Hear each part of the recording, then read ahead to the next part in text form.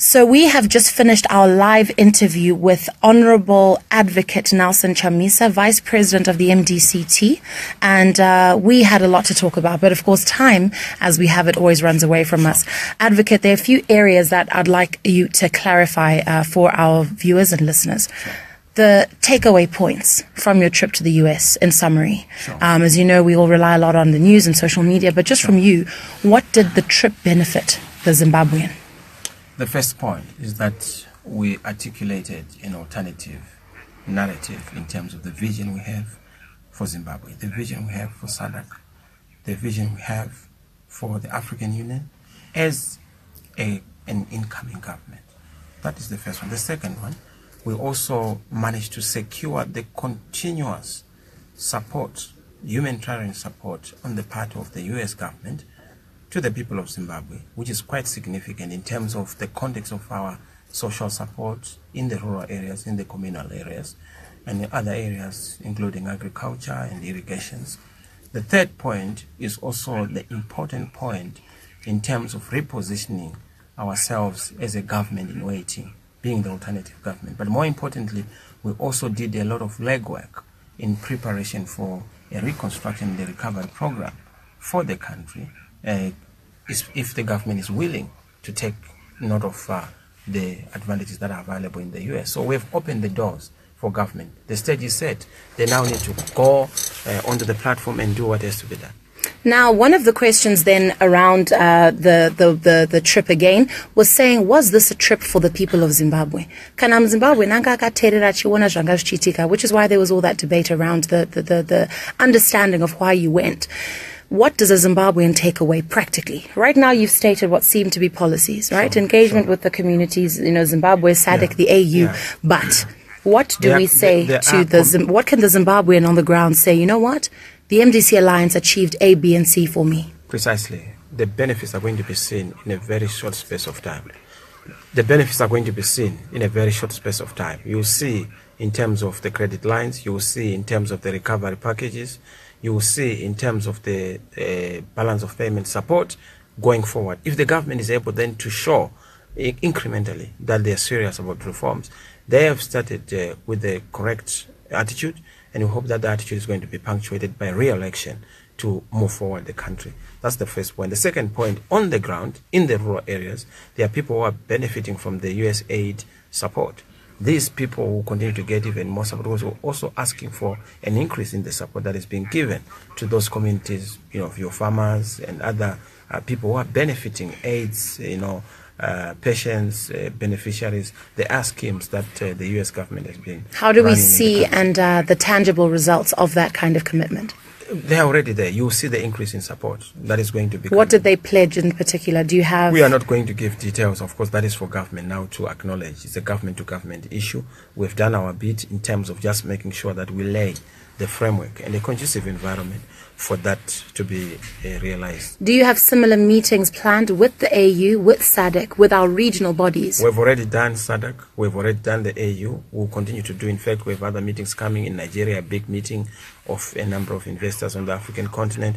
We're also going to go to the European Union. We are working on making sure that we go to the US again for just the investors on their own. Private investors will go to Russia and to China. So we'll go everywhere. We want to make sure we are not just looking to the east. We want to look west, east, north, south, everywhere, but more importantly, looking up to our God. With the intention of saying every effort that you make is for the good of the Zimbabwean people.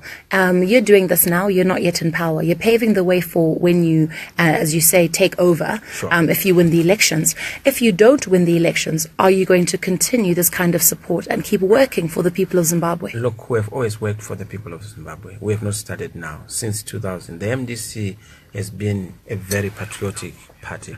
The MDC has done a lot of things progressive for this country in terms of entrenching democracy, in terms of bringing about issues of a new constitution, in terms of being able to give an alternative voice in parliament, in local authorities. We've run some of the well-run cities, Mutare being one of them, Bulawayo, Masvingo. Of course, we've had challenges with some of the officers deployed to public offices, but we've done very well in terms of our patriotic duty and our national contribution. We continue to do more. We are there, we are available, we have our energies, our capacities, and our ideas, our thoughts, our skills and talents that are ready to be deployed for national good. Mm-hmm. Now, within the MDC, we want to understand just the layout right now. Sure. There's so many coalitions, so many alliances.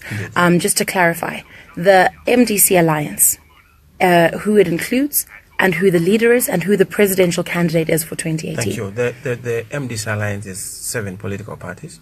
The first political party is the MDCT. It's led by President Morgan Tsvangirai, which is our party. The second party is one led by Professor Walsh Mingwe, which is MDC. Then the one led by Mr. Tendai Biti, which is PDP, People's Democratic Party. Then the fourth one is one led by Guchutu, is the Multiracial Christian Democratic Party, MCD. Then the fifth one is the one led by Zandonga, the Regetai Semayo, and others. The sixth one is the one led by our Garivume, which is Transform Zimbabwe. Then the last one is the one led by Mr. Mutambara, or former soldier, or Ambassador Mutambara, which is also very important, which is People First. Is this admittance then by opposition that they cannot beat ZANU-PF unless they're unified? Well, look, unity is good. To add is to strengthen. To subtract is to weaken. So our duty is to make sure that we galvanize, converge, amalgamate all the oppositional voices so that there's one voice. ZANU-PF is fragmenting. You have G40, you have Lacoste, even within. They've also lost Joyce Mujuru there. So ZANU-PF is into these fragments and factions. We feel that we must now be, amalgamating, being the opposite of ZANU-PF, uniting as opposed to dividing. So it's not as if we are afraid of ZANU-PF, but we just want to make sure we consolidate our fighting chance, come 2018. All right. Honorable Chamisa, I want to thank you again for the time that you've given us. And we spoke earlier on the platform about the presence of the military at some point, which was quite overwhelming during this process. And you at some point had said that the presence of the military will turn away investors. It's not an attractive thing for people looking into Zimbabwe. Going forward, what do you think is the key component of FDI, given that the former President Mugabe has been removed from power and the commitments being made by President Mnangagwa do seem promising? He himself has done a number of trips himself trying to secure this engagement. So what would you now say need to be the key aspects? The first key aspect is policy consistency. Eliminate policy inconsistency and policy noise in the cockpit of government. Number two, to make sure that in terms of corruption, there is a zero tolerance of corruption, and not just a lip service to dealing with corruption, but real action. Let people be imprisoned for corruption. Number three, we need to make sure that there's investor-friendly policies in terms of attracting them so that they are able to come. No violation of bilateral partnership agreements, BPAs, or other investment agreements we have with other people. Number four, we need to make sure that within a short space of time, we also treat our opposition so that there is no violence against opponents or opposition, human rights activists, and other freedom champions. They need to be treated in terms of good governance. Let them demonstrate, let them do what they want, let them freely associate and enjoy their rights. That's fundamental. Number six, we also now need to begin to see judicious and well thought out economic policies so that all our investment agreements, all our policy prescriptions are not designed by politicians, but by experts in economics, by business, so that there's a tripartite, a shared vision, not just by business, not just by trade unions, but also by political parties, so that there's a shared national objective. Right now in Zimbabwe, there's no shared national vision. We need a shared national Do you still believe that, even after the Solidarity March? It's very possible. Let us have a national dialogue. No, I'm saying you say there's no shared national vision. Do you still believe that? There was a national fight. We're all clear about what we're fighting against, but we are not clear about what we are fighting for. So let us move from just fighting against to fighting for, and that's what we need to do. Now, regards the elections themselves and the registration process, one of the contentious issues that's been coming up around voter registration is, number one, that people are getting intimidated not just in rural areas, but even in peri-urban areas, where the idea of needing an affidavit signed by a commission of oaths, people being asked to show their serial numbers. What are you doing as the opposition to ensure that there's, number one, a go-to place to address these issues? When we spoke with ZEC, I had an interview with them on one of my programs, and they explicitly said, as ZEC, we are not law enforcers. At ZEC, of course, we shun this kind of behavior, but there's no police station you can go and report it as a crime. But yet it is still a deterrent for many people who want to register to vote. As the opposition, how are you mitigating this? Fundamental. That is also a challenge to President Mnangagwa's government, to make sure that those things are dealt with. Until and unless those things are dealt with, it's going to be problematic to then convince ourselves as a people, in our collective sense, to say that we are experiencing a new beginning. There must be safety, there must be security. The entire country, people have to appreciate that there is a peace dividend. That peace dividend has to be felt at the homestead, in communities, at a family level, at an individual level, at a personal level. So that assurance, we are not a government, we do not have a police. The police belongs to the people of Zimbabwe, to the government of Zimbabwe, to all of us, to the whole nation. So we need the police to be cranked and amped up into action by the president of the day, and that's President Mnangagwa and his government. So that is what we've also been saying. These are telltale signs or indicators of the positive drive or a positive direction. If that is not done, it will continue to be a gadfly, being a nuisance on our political landscape, and it will destroy the chances and prospects of this country having a turnaround. And let's look at the idea of the MDC and the position and the role that you played in this transition that we went through in November. Sure. Do you feel at all tricked by the ruling party in being part of an initiative that they, in a lot of ways, spearheaded when it came to the rally, for example, that was held at Highfield? We're victims of unilateralism. We're victims of deception and deceit. We're victims of arrogance in government and in the ruling party. Our hope, and it remains our hope, was for the ruling party to also say, this is what we've managed to do together. We participated together. We won together. We must now move together and think together and act and work together. That is not happening. Right. So and even at the march, I know there was a comment made by Minister Patrick Chinamasa where he said this was a ZANU-PF war. How did you feel when you heard those words standing out there in the midst of all of it, and then he went and said that? That is the default setting of some of our colleagues in ZANU-PF, and they need a total revolution. If they don't change that approach, they are not going to be relevant going forward, because the future is inclusive, the future is collective, and the future is involving of all the people. It is participatory in terms of all the people. The future is not partisan.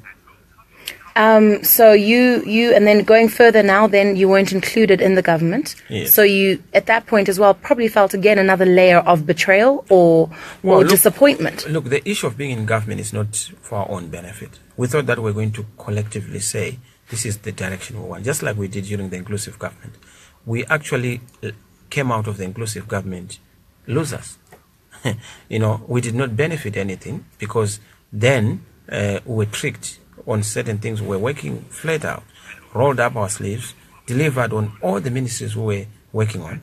But our guys in ZANU-PF were busy plotting to make sure that they get us out of government. We're out of government. They're still struggling. And this is why we thought we needed some kind of a shared effort and a shared view on how to develop our country. During that process, who exactly engaged you?